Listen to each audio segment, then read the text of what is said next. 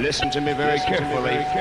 I want to present the moments you've been waiting for. Geek'd UP Radio. Welcome back, ladies and gentlemen, to Geek'd Up Radio. I'm Ricky, the Jolly Rancher Commander, along with special guest today, Marty Arredondo. How you doing, man? I'm doing all right. Thanks for having me. Oh, I'm glad you're here, man. I'm glad.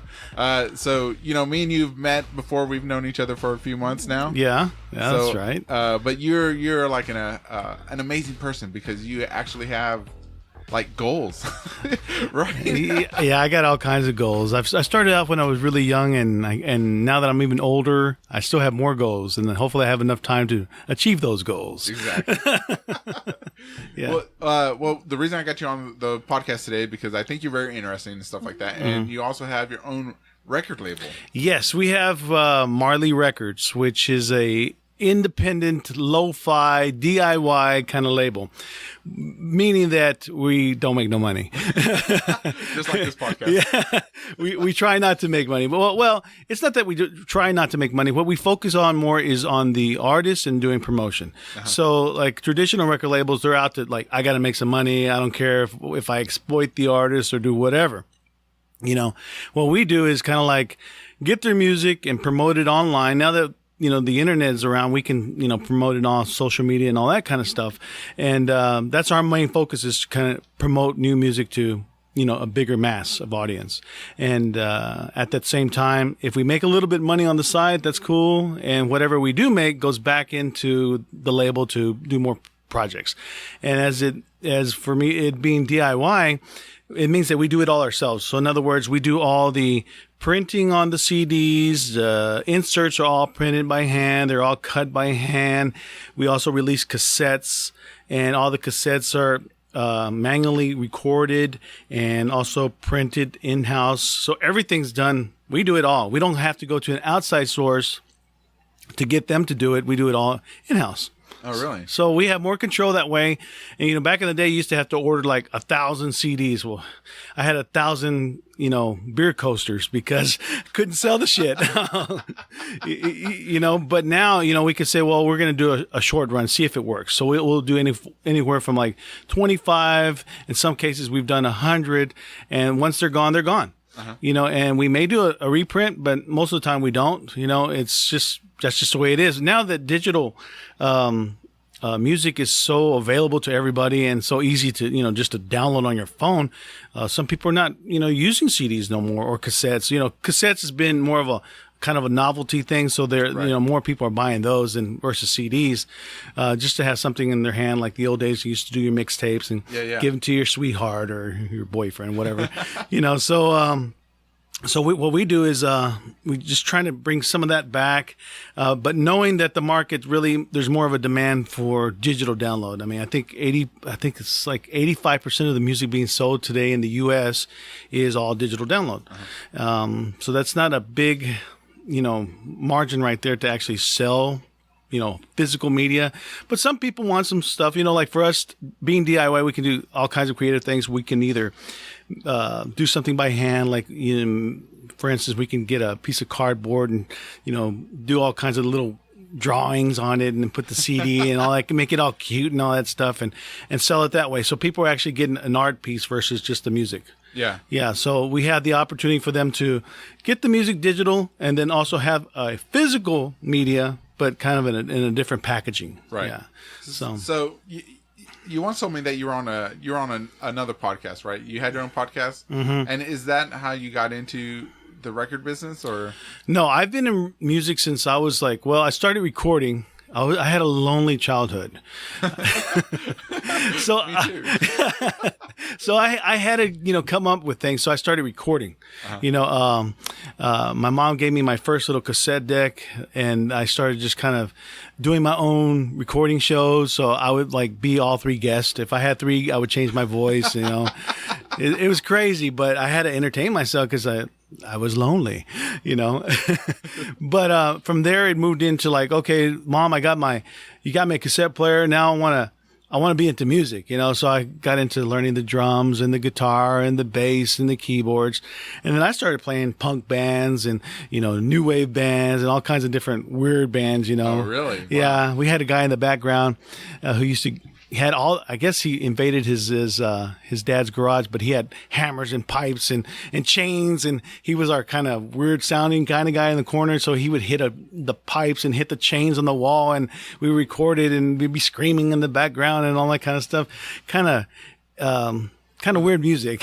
What is that, like that industrial sound? Yeah, it's more like industrial sounding, like chains. You had the hair way puffed up in the, all dressed in black. Did you have like that mohawk? Oh, yeah. That went all the way to the sky? Yeah, we had one of those mohawks. We had puss hawks. We call them puss hawks. A puss hawk was something that somebody was too much of a whatever to go with a full mohawk, so we call those the puss hawks. Really? Yeah. I think what they call it faux hawks now. Yeah, I think so. Yeah. I had a faux hawk. Yeah. Oh, really? So you had a puss hawk back in the day. Yeah, I didn't want to, because I got bumps and lumps and dents in my head. I didn't want to show it off. You know what I mean? And then when I realized that my faux hawk wasn't really a faux hawk, because my hair started falling out, and I didn't realize that there was nothing back there, and I was like, "Oh, there's no hair back there." It's not what I thought it was. Anyways. Oh yeah. So we got into that phase where using makeup, eyeliner, stealing it from your mom or your sister, in some cases your dad.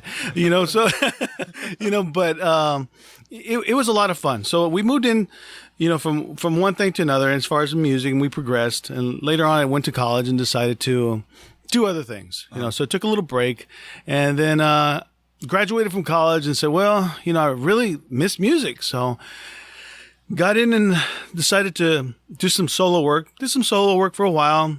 Got some deals from, some labels, and decided to take whatever money I got and start my own thing.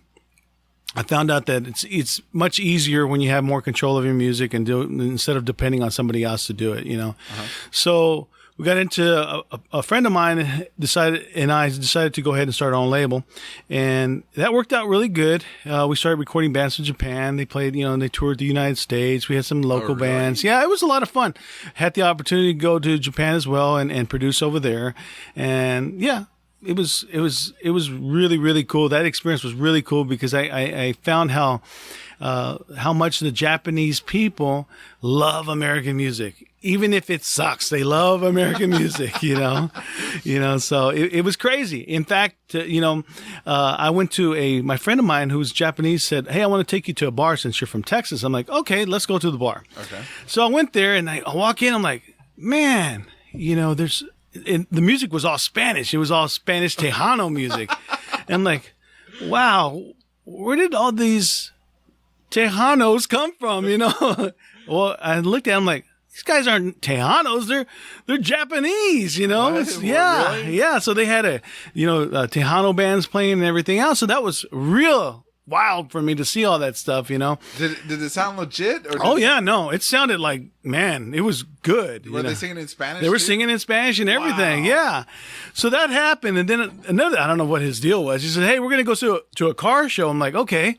And so we went to a car show, and then I see, and they had some really good, hip hop music and, and some G funk music and all that kind of stuff. And, we went there and like, where did all these East LA lowriders come from? Well, they're not. They're Japanese too. It's like they really, man, it was crazy. It was crazy. Man. Yeah. But I had a really good time. The music scene there is really cool, really underground type. And you had all different styles. It's amazing, And then after spending some time over there, I decided to, come back and continue the music. But then, I was doing different things, and we started doing a lot with hip hop, gangster rap music. Our studio started producing about 90% of it was all hip hop gangster. Oh, really? Wow. Yeah, and then we started doing some rock, but the majority of it was all hip hop and gangster type style music. I later decided to, my dad was telling me like, "What are you gonna do with your life? You can't do this forever." And I said, "Well, I don't know." So what did I do? I joined the military. And so, yeah, I decided to join the military, and that was a big life changer and opened my eyes for a lot of things, and that's where I ended up. And I eventually made full circle and returned back, to my hometown and all that stuff. And, decided, I was going to just be an educator and be a professor. So I became a professor and was teaching. Look at you, man. From Mohawk to professor. Oh yeah. It gets crazy because I got into also ministry too. So that's, You should one day, before you die, you should sit down and do an autobiography and start from day one. Yeah. In the beginning. Yeah, I know. Right. You're right. I know. It's crazy because, in all that time I was doing different, college work and getting different degrees and all that stuff. I have my doctorate's degree and all that stuff. So it's kind of crazy. People look at me like, that dude has his doctorates in it. Yeah, I do. Wow. Yeah. It's real crazy. But, I eventually got married and, I had asked permission from my wife. I was like, hey, what do you think about me starting a label again? She's like, well, if you want. I said, I said, just be for fun, and I'm not really in it to try to make an income out of it. I just want to get back into the music scene, but not in the music scene where I'm in the clubs again and all that kind of stuff. So we decided to start Marley Records, which, like I said, it's a DIY label. And basically our label is more to promote, like I said earlier. And that's our main focus, is just kind of promoting the music. We have bands from Brazil. We have bands from the UK. We have bands from the United States. We have also, we're in partnership with Crooked Tree Records in Brazil and Siempre Llueva Records in Colombia. Wow. That's a new partnership we're working on. And my whole idea is kind of to develop a network. So the one thing I found that it's kind of hard is shipping, because the shipping cost is outrageous. So if, say, for instance, we have a person who wants some of our music in Brazil, well, it's just easier for them to send it from Brazil versus paying $25 for one CD that costs $5. Oh, yeah. See, I've ordered a CD once from the Netherlands. Matter of fact, I ordered two, and it was like $25. Yeah. On top of the price of the CD. International shipping. International shipping, exactly.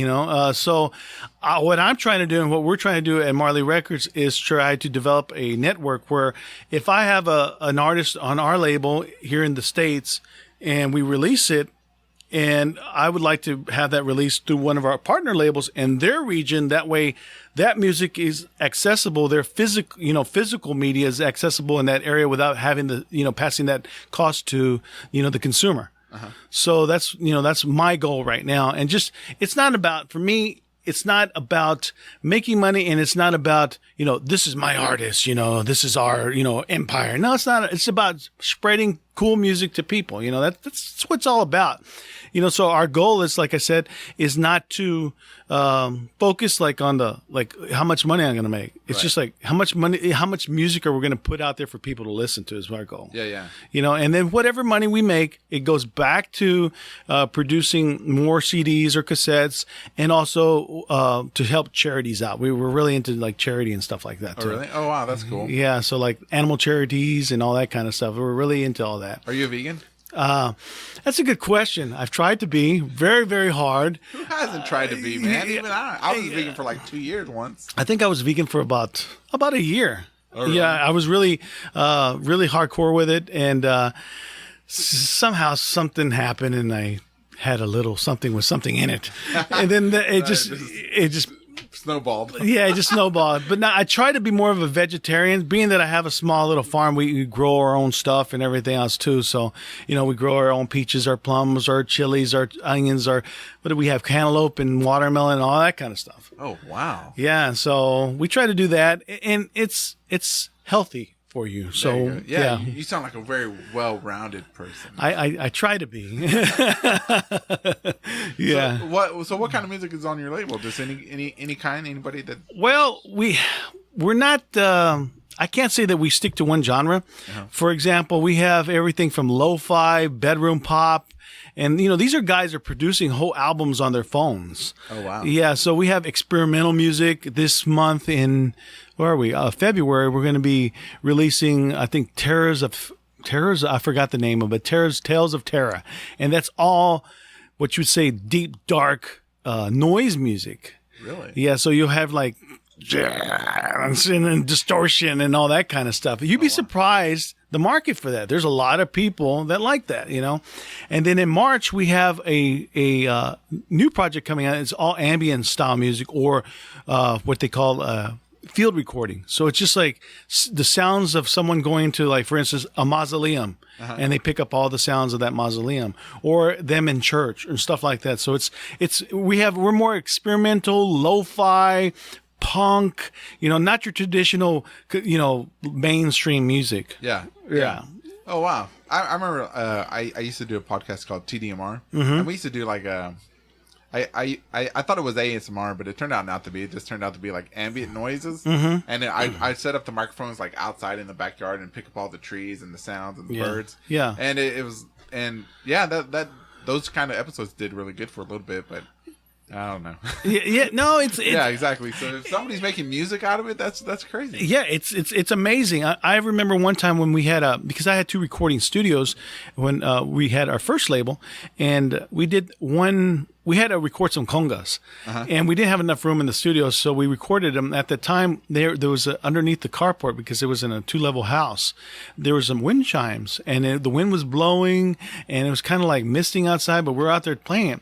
And that ambient noise, man, it was just so powerful when it came to the recording. You know, it was a Latin song, and it was a real sensual song. So all those sounds kind of blended in with the actual recording. It was sexy, man. I'm just telling you, it was so sexy. Oh, wow. I just had, you know, but yeah, it was sexy. That's all I can say. Awesome, man. Yeah. So, well, what right now, like, what is your favorite type of music right now? Well, I hate radio. Radio? I just can't stand radio. So I'm looking for, you know, I'm online. I really like bedroom and lo-fi music. What is that? That's more like music that is like, I don't know how to explain. It's more like created in your room, you know, just like someone just doing their music out of their room. So, you know, for instance, there's this one artist, his name is, oh gosh, what's his name? I can't recall, but all he records is just, he leaves all the ambient sound going on.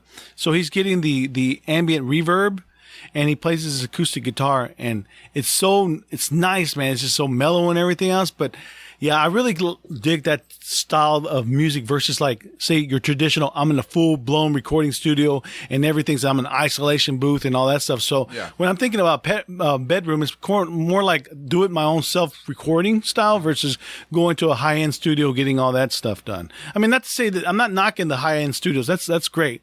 But it's just, to me, it's just like more creative that way, and you have more freedom. Yeah.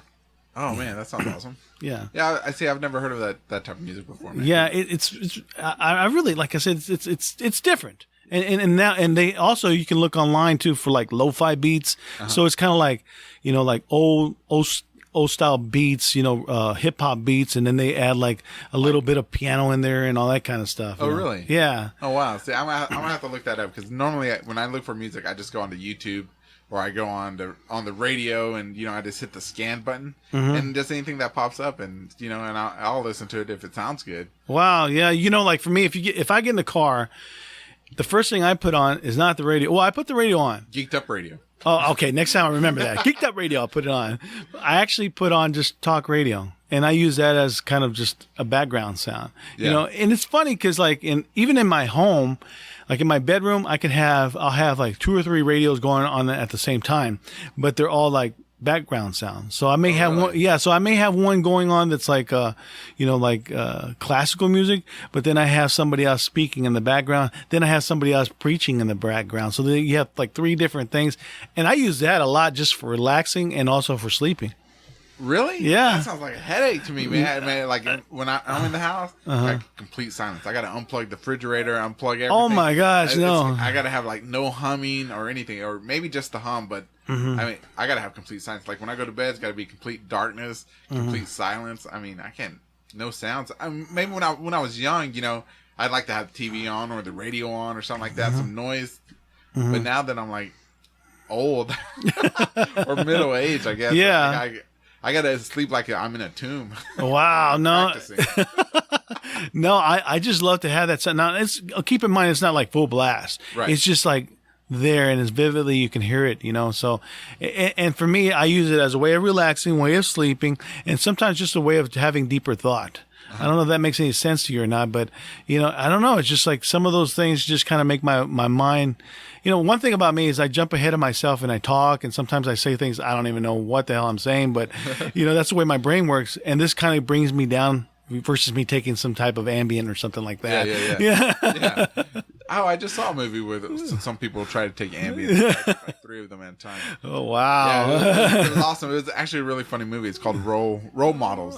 Paul Rudd in it. So, oh, man, you got to watch it. It's hilarious. Yeah, you talk about movies. I dig, all the older movies, man. I'm talking Cary about Grant and oh no, not that stuff. I dig like some of the old horror movies. Like I'm talking about 80s, between like 70 something, 80s, like Toolbox Murder or Toolbox Murder. Yeah, you should check. Toolbox Murder or Witchery. The other one, Witchery was a big disappointment for me. I checked it out the other day because I'm when you think of Linda Blair, you think of The Exorcist.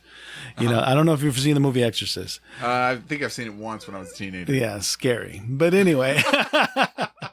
And then to see Linda Blair from like the girl that's throwing up on everybody and throwing the priest out of the window to a lady that's in like a possessed witch as an older woman now. It was just a disappointment. The movie sucked, but you can see movies like Troll 2. You got to check out the Oh man, I see every now and then there's a list where it's like the worst horror movies on there, and Troll 2 is always on there. It's like one of the worst series and movies ever, man. I can't believe you just brought that up on the show, man. Thanks. Worst podcast ever. Troll 2. Yeah, but I dig that kind of music. I mean, not music, but movies. And the reason being is that some of the the background music that was in there is kind of weird. I'm like, man, I like to sample that and put it in a beat or something like that. Yeah. Talking about movie music, do you ever listen to the soundtrack to Conan the Barbarian with Arnold Schwarzenegger? Oh yeah. Man, that's like, I have that CD, man. It's like the greatest music ever put on paper, man. I mean, it's amazing. I love it. Did you ever get the doll, like Conan doll? They had the Conan doll at one time. No. I think they're called action figures. Okay, whatever. It's like my son. He's like, dude, what is the deal with all those dolls? Wait, the Funko dolls? There you go. They're like big-headed. Yeah, Funko. Yeah. I actually know a guy who does the podcast for that called Funko Pop Alliance or something like that. And he collects those, and he has a whole podcast dedicated to it. Wow, that's crazy. Because I'm like, I walked in like, man, what is this deal with these dolls? I'm like, we need to get him help or something because.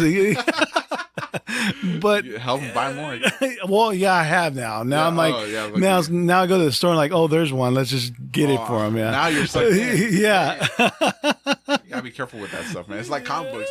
You buy one, you can't help buy like 150 more. Oh yeah, you talk about comic books. When I was in Japan producing over there, they got some crazy comic books. Really? Oh yeah, they're very different. Oh yeah. Oh, the mangas. Yeah. I hear a lot of things. I don't read them too much, but I've read a couple, right? And I guess I read like surface level. Yeah. Because you get down into the dark web of the manga series, man. They get pretty weird. Yeah. And I was like, yeah. That explains a lot. Yeah, I remember when my friend handed me one, from Japan. He's like, here you go, I got you a present. I'm like, okay. So I started looking like, oh my gosh, these are cartoons doing this thing? The things that they're doing in here, man. Yeah. I've seen the same thing.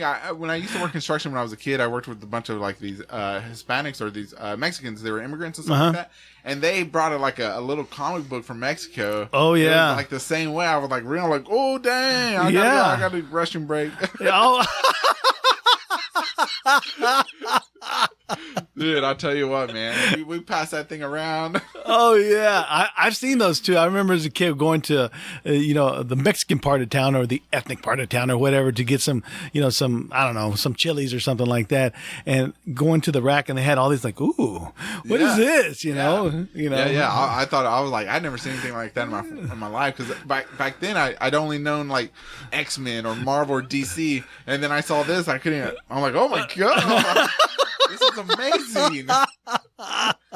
I'm like, fellas, bathroom, baño, bye-bye.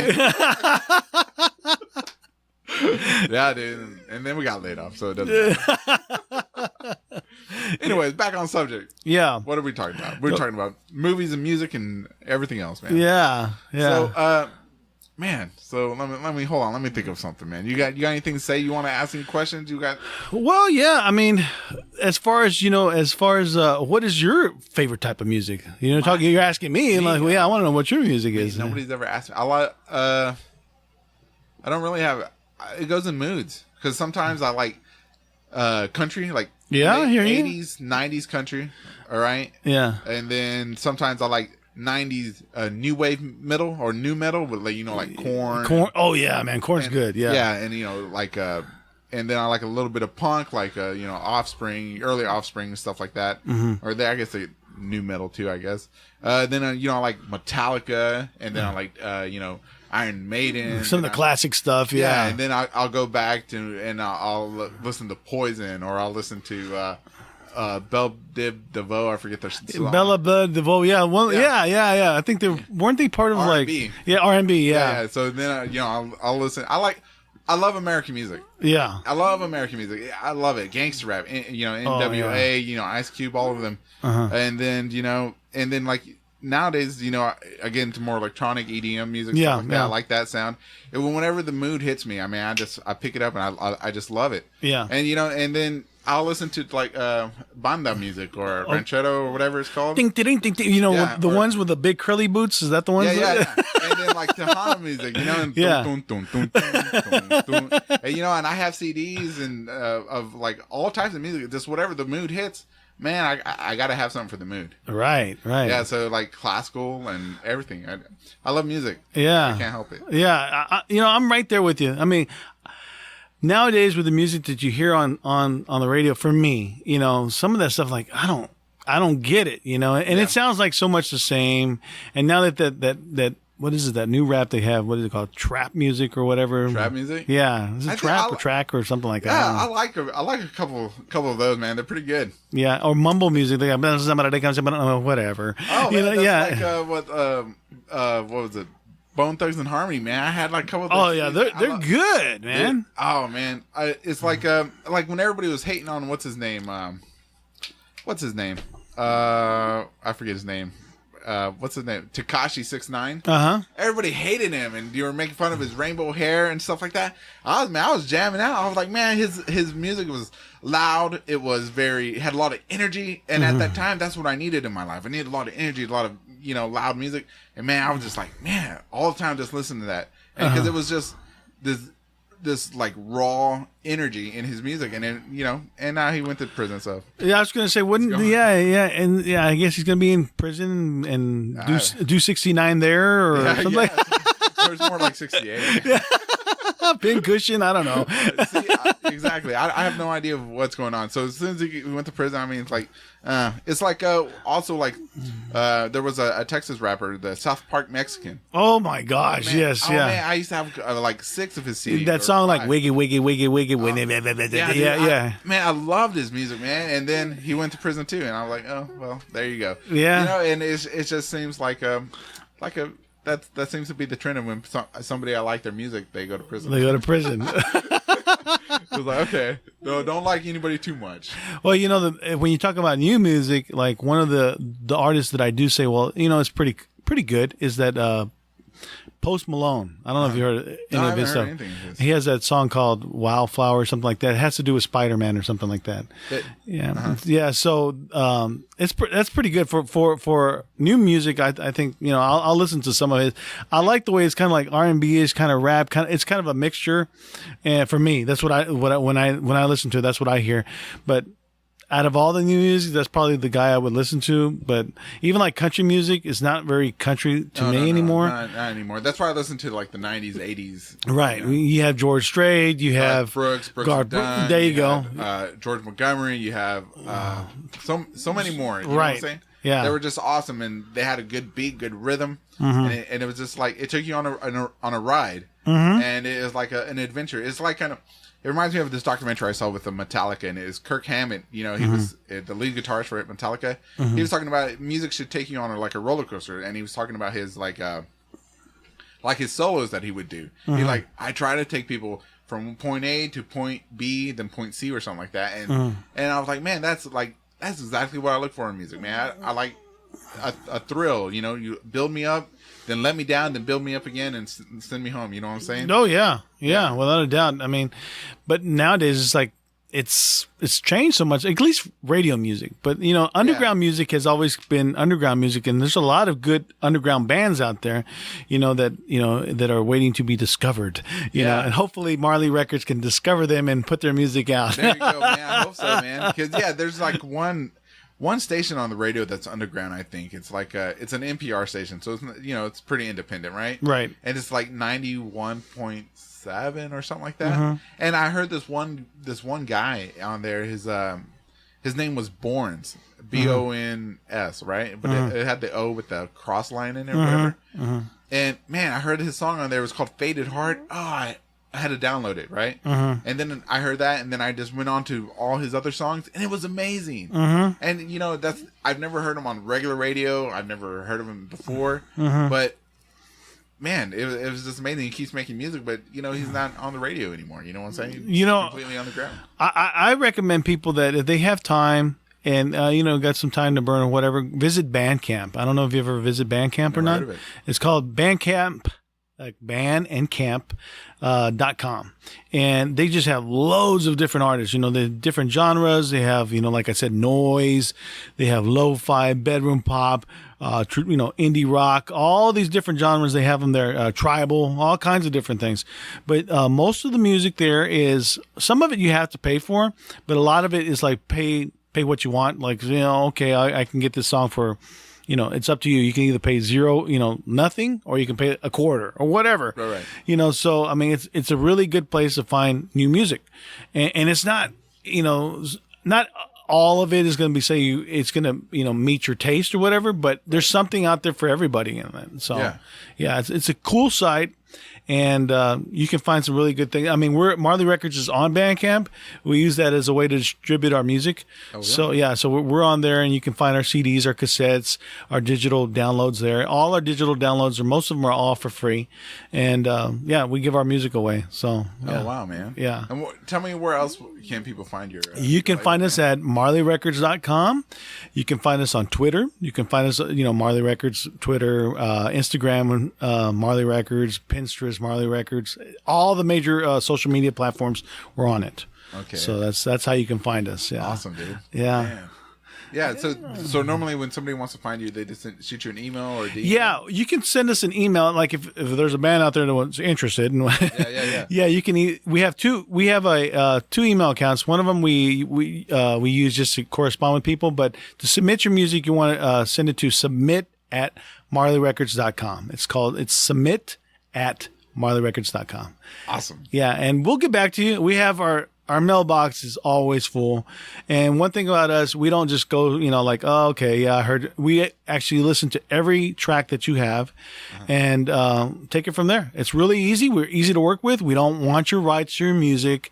What makes us different, too, is that we're a partnership. We try to partner with our artists to just get their music heard, man. That's it. We're not out here to make millions of dollars or exploit the artists. I mean, I've been on both sides of the fence, you know, when it comes to a traditional record label and also as an artist. And the business part sucks, you know, especially for the artist. You know, the one who's making the money is really the label. Right. But in the way our label works is we're working together as a partnership, you know. So it's about promoting them. Nowadays, the way the music industry has changed, now that it's become so, you know, digital, it's just easier to partner with them instead of saying, well, oh yeah, I'm going to do this, and then I'm going to have like own your music and all that. We're not interested in that, man.